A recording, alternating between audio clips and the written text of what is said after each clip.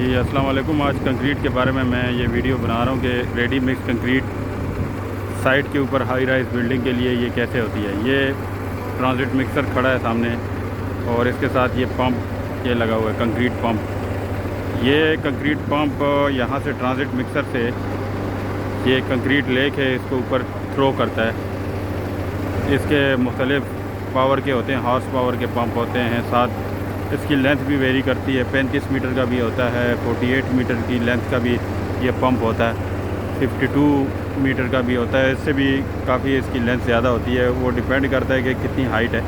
अगर बहुत ज़्यादा हाइट हो जाए फिर ये पंप नहीं इस्तेमाल होता, फिर स्टैटिक पंप इस्तेमाल होता है, क्योंकि इसकी स्टेबिलिटी के इश्यूज़ आ जाते हैं। फिर जितनी हाइट बढ़ जाती है तो फिर वो स्टेबल नहीं रहता ज़्यादा।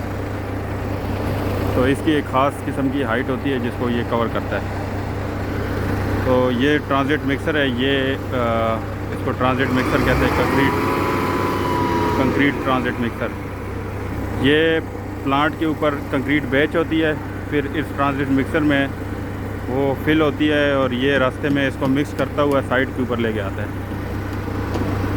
इसके अंदर मुख्तलिफ़ केमिकल्स जो है ना वो यूज़ होते हैं, उनको कहते हैं वर्केबिलिटी के केमिकल होते हैं, जो इसकी ना कंक्रीट की वर्केबिलिटी बढ़ाते हैं। क्योंकि प्लांट से यहाँ तक डिस्टेंस भी होता है और उसके ये डिस्टेंस को के दौरान हीट की वजह से या उसकी वजह से, ताकि कंक्रीट हार्ड ना हो जाए, इसके अंदर इसकी सेटिंग टाइम बढ़ाने के लिए भी कोई केमिकल यूज़ होते हैं।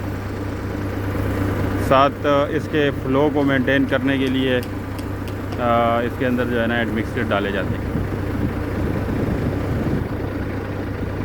नॉर्मली जो प्लांट की जो कंक्रीट होती है उसकी क्वालिटी जो मैनुअल कंक्रीट है उससे बेहतर होती है, क्योंकि वो ज़्यादा कंट्रोल कंडीशन में तैयार किया जाता है। उसकी बैचिंग क्या प्रॉपर डिजिटल तरीके से उसकी बैचिंग होती है और उसमें ज़्यादा एक्यूरेसी के साथ चीज़ें जो है ना मिक्सअप होती है। इस वजह से उसकी जो है ना कंक्रीट की जो प्लांट की कंक्रीट है उसकी स्ट्रेंथ ज़्यादा अचीव होती है। अगर 3000 PSI की कंक्रीट है तो टेस्टिंग करने पे वो तकरीबन 4000 के लगभग स्ट्रेंथ दे देती है। अगर 4000 की है वो तो 5000 5500 तक की पहुंच सकती है कंक्रीट की स्ट्रेंथ। तो क्योंकि ये जो प्लांट में जो कंक्रीट मिक्सअप होती है, अगर उन्होंने 4000 की कंक्रीट अगर आपको PSI की देनी हो तो वो टारगेट करते हैं 5000 या 4800 को वो PSI को टारगेट करते हैं, ताकि किसी वजह से कोई कंक्रीट फेल ना हो जाए। तो इसकी वजह से वो पहले से ही हाई टारगेट को अचीव करते हैं।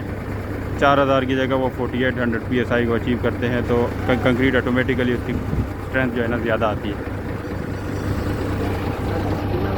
अच्छा, यहाँ पे अगर आप देखें तो ये जो ट्रांजिट मिक्सर है, ये इसको अगर फ्रंट से देखें तो ये अभी आहिस्ता आहिस्ता क्लॉकवाइज रोटेशन कर रहा है, बल्कि ये एंटी क्लॉक, अगर फ्रंट से देखें तो ये एंटी क्लॉकवाइज है, बैक से इसको देखें तो क्लॉकवाइज रोटेशन है। तो एक साइड पे जब वो रोटेट कर रहा होता है तो ये कंक्रीट को मिक्स करता है, दूसरी साइड पे जब वो उसके रिवर्स चलता है तो कंक्रीट को बाहर निकालता है। ये कंक्रीट यहाँ से निकल के इस पंप में जाती है, इस पंप में ये मिक्सअप होती है, दोबारा मिक्स होती है। इस पंप के अंदर भी कोई मैकेनिज़्म होता है जिससे ये कंक्रीट मिक्स हो जाती है और दोबारा मिक्स हो जाती है। और उसके बाद ये जो पाइप लगा हुआ है, इस पाइप से होती हुई, इन जॉइंट से, एल्बो से होती हुई वो ऊपर जाके स्लैब में वहाँ पे थ्रो होती है। कंक्रीट का जो स्लम टेस्ट है वो भी होता है, लैब के अंदर भी होता है। जब बैच हो जाती है तो उस टाइम पे क्या स्लम्प है, और साइड पे जब पहुंचती है तो तब भी उसका स्लम्प टेस्ट होता है।